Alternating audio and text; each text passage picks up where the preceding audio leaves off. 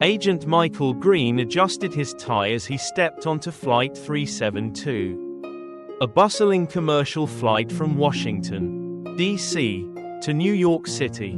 His face betrayed no emotion, but his sharp eyes scanned the cabin, taking in every detail. As a senior agent in the Secret Service, Michael had spent years blending into the background while protecting some of the most powerful people in the world. Today, his assignment was critical: covertly secure the flight ahead of the president's surprise visit to a diplomatic summit in Manhattan. Dressed in plain clothes, Michael carried himself with the calm confidence of someone trained to assess danger without drawing attention. A standard-issue block rested in a concealed holster at his ankle, his badge tucked discreetly inside his jacket pocket. Taking a seat near the middle of the plane, he positioned himself with a clear view of the aisle. His senses heightened. The plane slowly filled with passengers, most oblivious to his presence. But not everyone dismissed the figure of the tall black man sitting alone. Two officers, Sergeant John Harris and Deputy Rick Logan, entered the cabin shortly after boarding began. Both were part of the airport's elite security team, tasked with accompanying VIP flights as a precaution. Their eyes swept across the rows of passengers as they made their way to seats a few rows behind Michael. It didn't take long for their gazes to settle on him. Something about Michael, his quiet authority, his focused demeanor, seemed to stir their suspicions. Exchanging uneasy glances, they whispered between themselves, their growing discomfort palpable. "Why does he look so prepared?" Harris muttered. "No one sits that stiff unless they're hiding something." Logan nodded, his brow furrowing. "He's definitely not your average passenger." Minutes ticked by, and the tension among the officers only grew. Michael noticed their stares but ignored them, focusing on his task. However, the officers mistook his calm for concealment. Their doubts solidified into certainty. This man was dangerous, and they couldn't risk waiting to find out his intentions.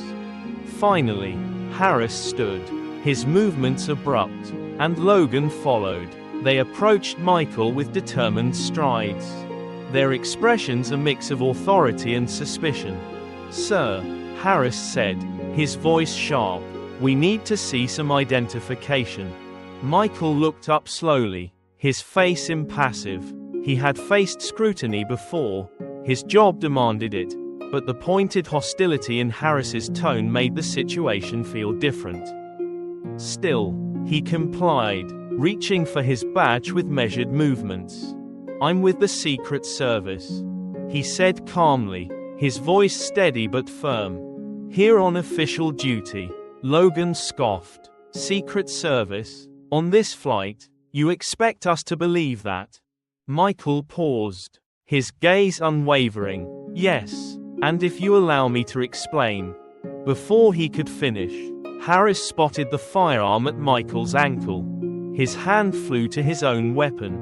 "He's armed," Harris barked, his voice rising over the low murmur of passengers. The cabin erupted into confusion. Passengers gasped and turned toward the commotion, their faces filled with alarm. A few ducked in their seats, whispering nervously. Harris and Logan drew their weapons, their focus entirely on Michael. "Hands in the air, get on the ground," Logan shouted, his voice cutting through the growing panic. Michael's jaw tightened, but he complied, raising his hands slowly. "I am authorized to carry this weapon. I am not a threat," he said firmly, his voice calm despite the escalating situation. The officers weren't listening. Logan stepped forward, grabbing Michael's arm and yanking him from his seat. The force of the movement knocked his badge to the floor, but neither officer spared it a glance. Instead, they wrestled Michael to the ground, cuffing his hands behind his back with a roughness that bordered on excessive. Passengers watched in stunned silence, their whispers now tinged with confusion. A few pulled out their phones, recording the scene as Michael was hauled to his feet. Despite his frustration, he remained composed, knowing resistance would only make matters worse. As Harris and Logan escorted him off the plane, Michael couldn't help but feel the sting of injustice. His duty to protect the president, and everyone on that flight, had just been compromised. But he knew one thing for sure: the truth would come to light. The cool, sterile air of the airport terminal hit Michael's face as Harris and Logan marched him through the crowded space. Passers-by turned their heads, some whispering in curiosity while others simply stared at the unusual sight: a man in handcuffs being escorted by 2 armed officers. Despite the weight of the stares and murmurs, Michael held his head high, his expression unreadable. Inside, though, frustration simmered. Every step they took further away from the plane meant a step closer to endangering the president. Michael knew the chain of events his removal would trigger. The sudden absence of a critical agent would raise alarms among the security team, potentially compromising the entire operation. "Where are you taking me?" Michael asked, his voice calm but firm. "Security office," Harris replied curtly. "We'll figure out who you really are." Michael exhaled slowly, willing himself to stay composed. "I already told you, I'm Secret Service. You're making a mistake." Logan, walking slightly behind, scoffed. "Yeah, we've heard that before. Nice cover story." Though, the three of them entered a small, dimly lit room tucked away in a corner of the terminal. The walls were lined with plain gray panels, and a single metal table with matching chairs sat in the center. Harris shoved Michael into a chair, the cuffs still digging into his wrists. "All right," Harris said, crossing his arms as he stood over Michael. "Start talking. Who are you really, and why were you on that plane armed?" Michael met his gaze, his expression steady. "I've already told you. My name is Michael Green. I'm a senior agent with the Secret Service, assigned to protect the president. My presence on that flight was part of a critical security operation." Logan rolled his eyes and leaned against the wall. "Do you honestly think we're buying this? A senior agent, just hanging out on a commercial flight with a gun? Give us something believable." Michael didn't flinch. "Check my credentials. My badge is in your possession. If you'll take a moment to verify it." Harris slammed his hand on the table, cutting him off. "We don't need you telling us how to do our job. You've got a gun, no uniform, and no witnesses to back up your story. So, unless you want this to get a lot worse, you'd better start telling the truth." Michael clenched his jaw but kept his voice level. "The truth is, every second I spend in this room puts the president at risk. If you won't believe me, call the Secret Service. Verify my badge number. Do your due diligence." But neither officer moved. Instead, Harris and Logan exchanged a glance, their skepticism unwavering. Logan spoke up, his tone dripping with sarcasm. "Right, let's just call up the Secret Service hotline and ask if their guy got busted today. That's exactly how this works." Michael leaned back in the chair, frustration flickering across his face for the first time.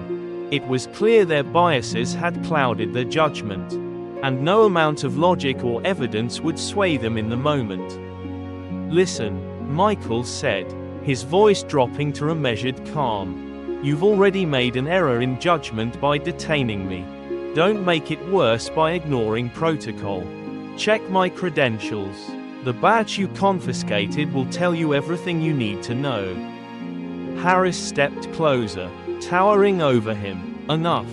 You don't give the orders here." Logan chimed in, pulling a notepad from his pocket. "Fine, let's play along. If you're really Secret Service, who's the president's chief of staff?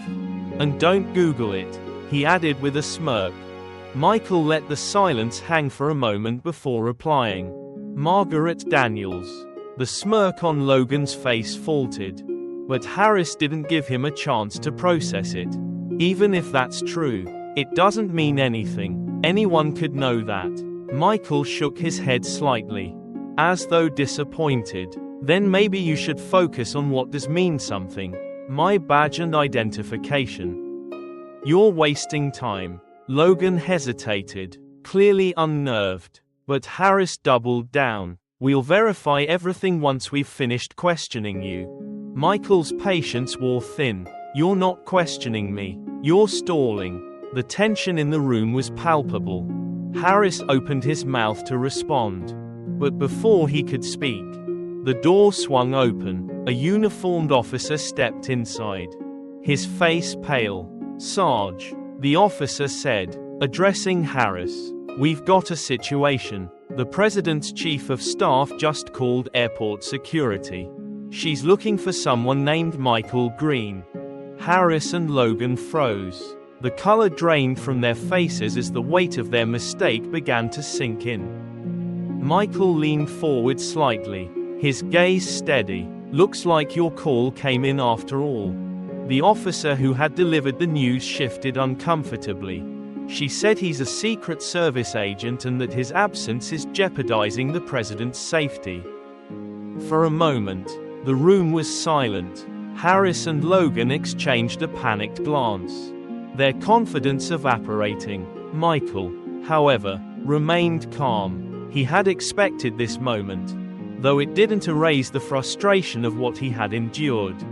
Finally, Harris cleared his throat, his voice a mix of defensiveness and regret. We were just being cautious. Protocol. You understand. Michael didn't reply, his silence louder than any words. Logan stepped forward, fumbling for the keys to the handcuffs. His hands shook slightly as he unlocked them. We're sorry about the misunderstanding. Michael rubbed his wrists but said nothing. His steady gaze didn't waver, and the weight of their error hung heavy in the air.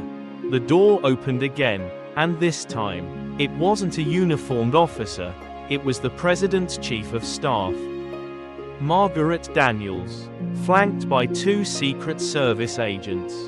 Her sharp eyes scanned the room, taking in the scene. Agent Green, she said, her tone brisk but filled with an undercurrent of concern. Are you all right? Michael stood, straightening his jacket. Yes, ma'am, ready to return to duty. Daniels turned her attention to Harris and Logan, her expression icy. You detained one of our best agents, jeopardized the president's safety, and ignored every protocol for verifying credentials. I expect a full report on my desk by the end of the day. Harris opened his mouth to respond, but she held up a hand, silencing him. We'll handle this later. Right now, we need to get Agent Green back to his post. Without another word, Daniels gestured for Michael to follow her. As they exited the room, Harris and Logan were left standing in stunned silence, the weight of their actions settling heavily on their shoulders.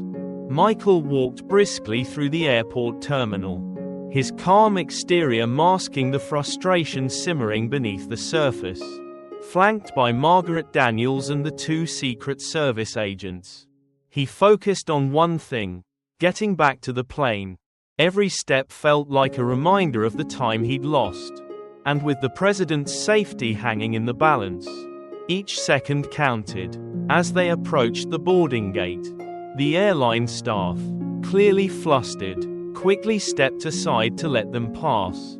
Passengers, still seated and waiting on the plane, craned their necks to see the commotion as Michael reboarded. Whispers filled the cabin. The man they had seen handcuffed and hauled off the flight was now returning with an air of authority, flanked by agents who moved with precision and purpose. Michael didn't spare them a glance. His focus was on assessing the situation. He scanned the cabin, noting the positions of other agents already on board and silently counting the number of passengers. Everything had to be accounted for. Daniels leaned in and whispered, "The president delayed boarding until you were secured. He'll be entering shortly." Michael gave a small nod, grateful for the decision, though it did little to ease his frustration. The operation had already been compromised once. They couldn't afford another mistake. Taking his seat, Michael adjusted his posture, discreetly checking that his weapon was still in place. The cabin crew, visibly uneasy after the earlier incident, avoided eye contact but resumed their duties. The tension in the air was palpable, a mix of curiosity and unease. Just as Michael began to settle back into his role, a flight attendant approached hesitantly. She was young, her hands nervously gripping the edges of her uniform. "Excuse me, sir," she said softly. "I just wanted to apologize for what happened earlier. I saw how they treated you. It wasn't right." Michael glanced up at her, his face neutral. He appreciated her concern but didn't want to draw more attention. "Thank you," he said simply, "but everything is under control now." The attendant nodded, stepping away quickly, and Michael returned his focus to the task at hand. Moments later, the cabin doors opened, and the president, accompanied by his security detail, stepped aboard. A hush fell over the plane as passengers recognized the man walking down the aisle. President Andrew Cole was a commanding figure, his presence filling the space effortlessly. He moved with purpose, his sharp blue eyes scanning the cabin before landing on Michael. A small smile tugged at the corners of his mouth as he approached the agent.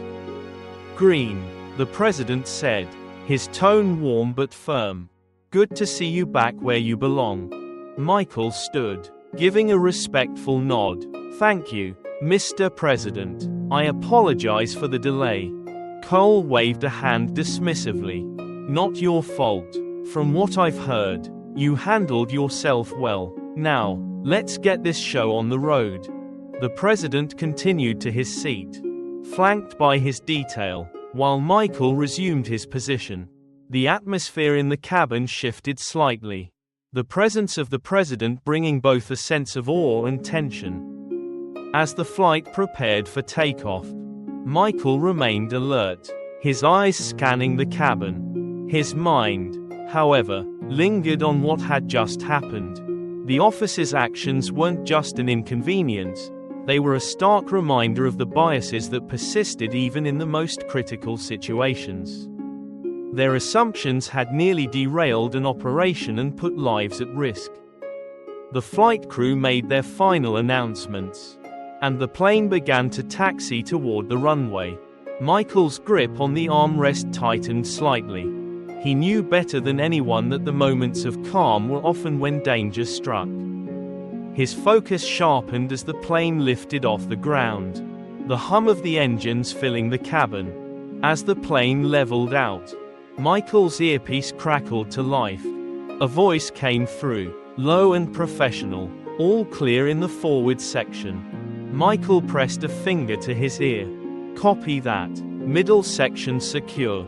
Despite the smooth operation thus far, his instincts wouldn't let him relax. The earlier incident had left a sour taste, a reminder that even among supposed allies, vigilance was essential. He replayed the events in his mind, not out of frustration, but as a mental exercise, analyzing where things had gone wrong and how to prevent them in the future. About an hour into the flight, Daniels approached Michael, sitting across from him in an empty seat. She leaned forward slightly, lowering her voice. "You handled that situation back at the terminal better than most would have. I know how hard it must have been." Michael glanced at her, his expression unreadable. "It's not the first time, Mom, and it probably won't be the last." Daniels sighed, her gaze softening. "That doesn't make it right. Those officers, they let their biases get in the way of their duty. It's unacceptable, and they'll face consequences." Michael nodded, though his thoughts were elsewhere. What matters now is that the president is safe. Let's focus on the mission. Daniels studied him for a moment before leaning back. Fair enough, but for what it's worth. Green, your professionalism is an asset to this team. Don't let anyone make you think otherwise. Michael didn't reply, but a flicker of gratitude crossed his face. Daniels returned to her seat, leaving him alone with his thoughts once more. As the hours passed, the tension in the cabin began to ease. Passengers settled into the monotony of the flight, and the crew moved about with quiet efficiency. Michael, however, never let his guard down. His eyes remained fixed on the cabin, his senses attuned to every sound, every movement. Somewhere in the back of his mind, he couldn't help but think about Harris and Logan. He had no doubt they were grappling with the fallout of their actions. But his focus wasn't on their regret, it was on the broader implications of what their behavior represented. For Michael, the mission wasn't just about protecting the president. It was about standing as a symbol of resilience and professionalism in the face of prejudice. He didn't wear that role by choice, but he carried it nonetheless. As the plane cruised through the night sky, Michael's resolve hardened. The events of the day had tested him, but they hadn't broken him, and they never would. The plane cruised steadily through the night sky, the distant hum of the engines a steady backdrop to the cabin's subdued atmosphere. Passengers dozed in their seats, while others flipped through magazines or quietly chatted. Michael, however, remained vigilant. His sharp eyes scanned the aisles and rows, his instincts honed by years of training. Margaret Daniels, seated a few rows ahead, occasionally glanced back at Michael, her expression betraying a mixture of respect and concern. She knew what he'd endured earlier wasn't just a logistical mishap, it was a personal and professional affront.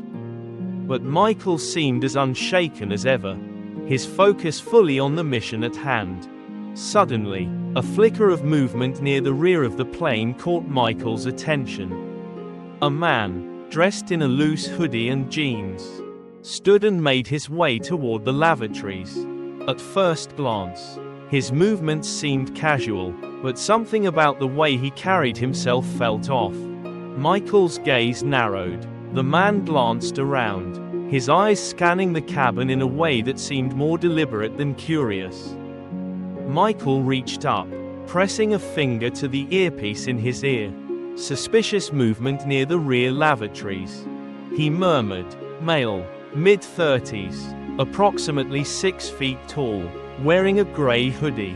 "Copy that," came the reply from one of his colleagues stationed in the rear of the plane. "I've got eyes on him." Michael's heartbeat remained steady, but his muscles tensed. He shifted slightly in his seat, ready to move if needed. The man lingered near the lavatory for an unusually long time, glancing over his shoulder multiple times. Michael's colleague updated him through the earpiece. "He's stalling," the agent in the rear reported. "No sign of entering the lavatory yet. He's looking around, nervous." Michael's voice was calm but firm. "Stay on him. I'll approach from the front." He stood smoothly, making his way down the aisle with practiced ease. Passengers barely noticed his movements, his plainclothes appearance blending seamlessly with the crowd. As he neared the man, the suspect seemed to tense, his shoulders stiffening as if sensing Michael's approach. "Sir," Michael said evenly, his voice firm but non-threatening. "Everything all right here?" The man turned, his face masked with a neutral expression, but his eyes flickered with something more, panic, maybe even guilt. "Yeah, fine," he replied, a little too quickly, "just waiting for the bathroom." Michael didn't flinch, his sharp eyes studying the man's every movement. "It's been vacant for a while.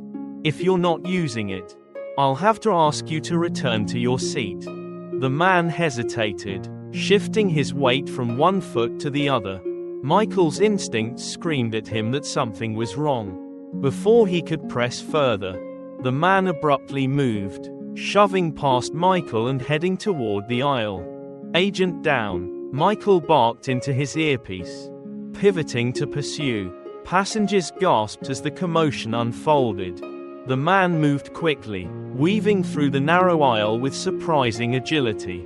Michael followed, his years of training allowing him to close the gap swiftly. Daniels, hearing the commotion, stood from her seat, her face a mixture of alarm and resolve. "Lock down the cabin," Daniels shouted to the flight crew. "Nobody moves." The suspect reached the emergency exit door, his hands fumbling with something concealed in his hoodie pocket. Michael surged forward, grabbing the man's arm before he could act further. The two struggled, the confined space of the aisle making every movement critical. Michael's grip was ironclad, but the man was frantic. Desperate, he pulled a small device from his pocket, a makeshift weapon. Something hastily assembled but no less dangerous. Passengers screamed as Michael wrestled the man to the ground, pinning him with precision. Device secured, Michael barked into his earpiece. Suspect in custody. His colleague from the rear arrived moments later, helping to restrain the suspect with zip ties. Daniels appeared, her eyes cold and steely as she surveyed the scene.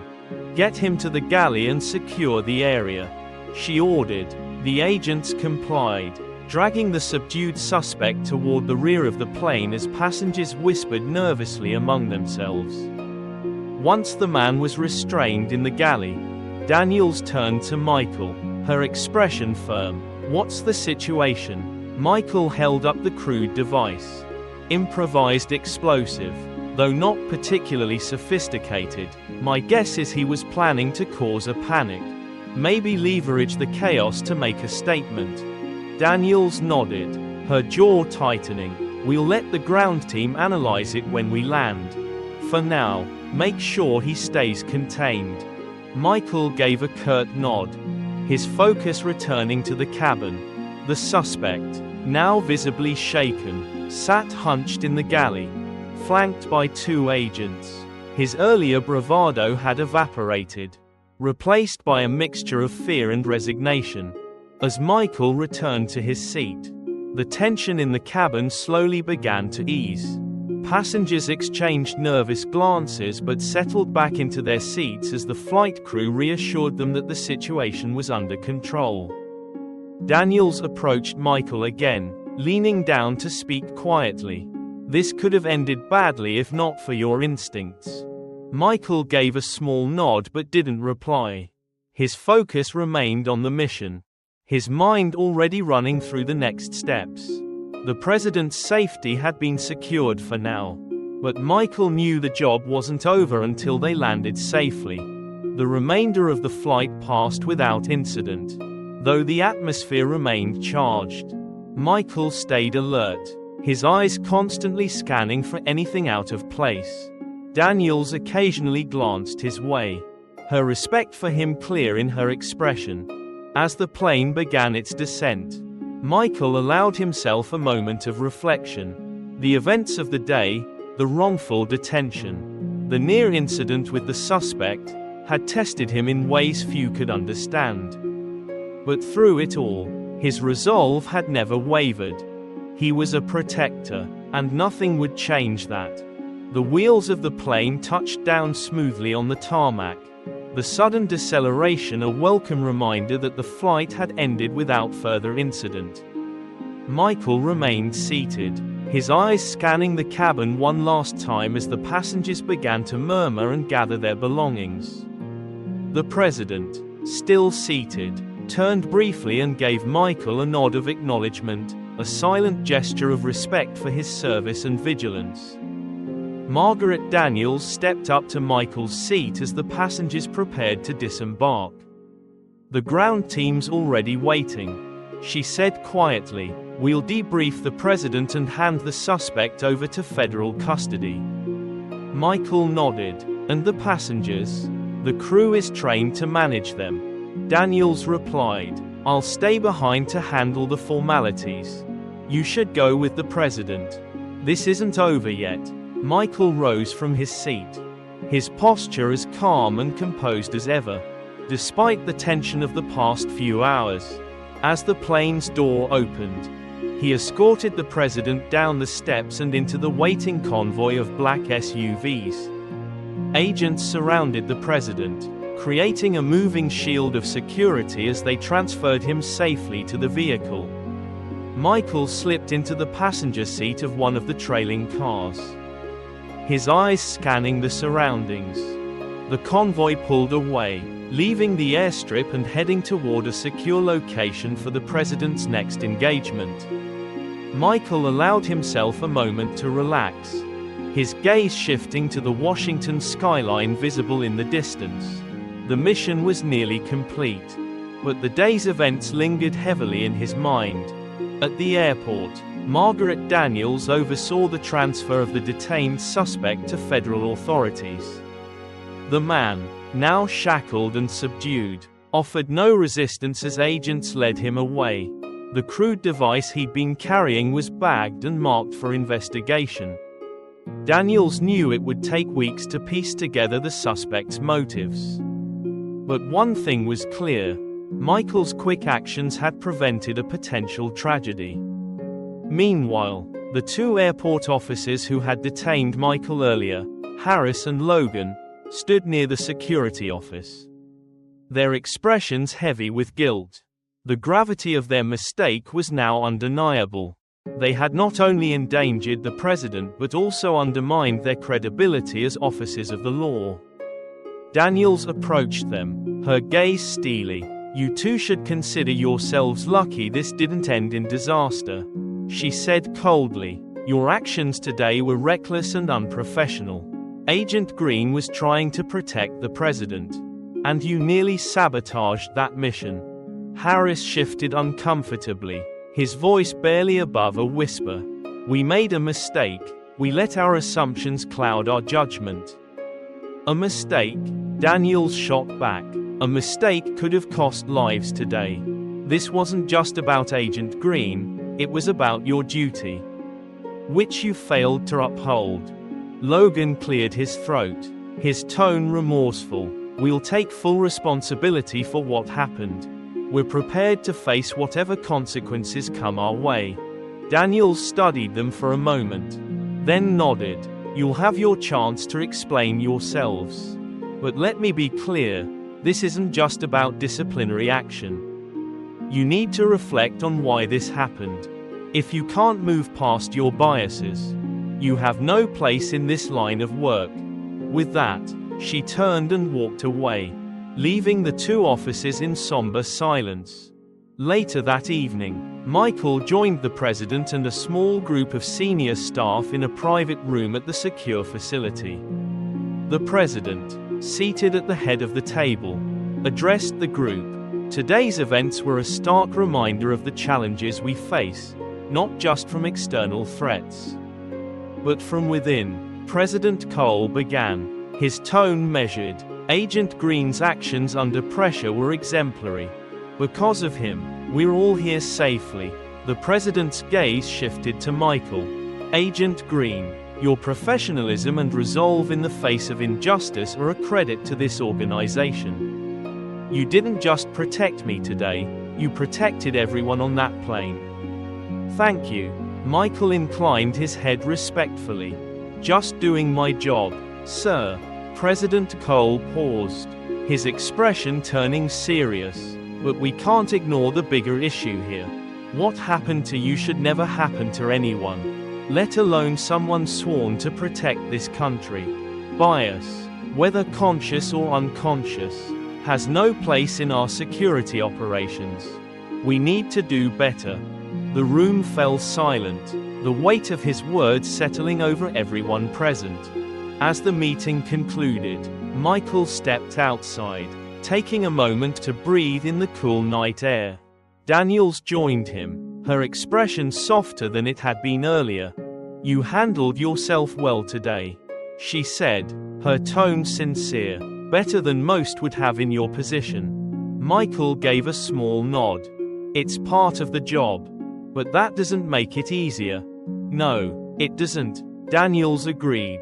But it's agents like you who remind the rest of us what professionalism really looks like. They stood in silence for a moment. The distant hum of the city their only backdrop. Finally, Michael spoke. Today wasn't just about bias. It was a reminder of how far we still have to go. Not just in this job, but everywhere. Daniels nodded. You're right, and we'll keep fighting for that change. One step at a time. Michael's gaze shifted to the horizon, his resolve hardening. One step at a time. The events of the day rippled far beyond the walls of the secure facility. Harris and Logan, after an internal review, faced disciplinary action but were also enrolled in mandatory training programs aimed at addressing implicit bias. The incident became a case study for law enforcement agencies nationwide, a cautionary tale of the dangers of profiling and the importance of accountability. For Michael Green, the day was another chapter in a career marked by resilience and dedication. But it was also a personal reminder of the strength required to stand tall in the face of injustice. He carried the lessons of that flight with him, knowing they would shape not only his work but also the way others viewed their own responsibilities. In the end, Michael's story was not just about a single mission or a single day. It was a testament to the enduring power of integrity, the necessity of vigilance, and the hope that, with effort, the world could become a little more just.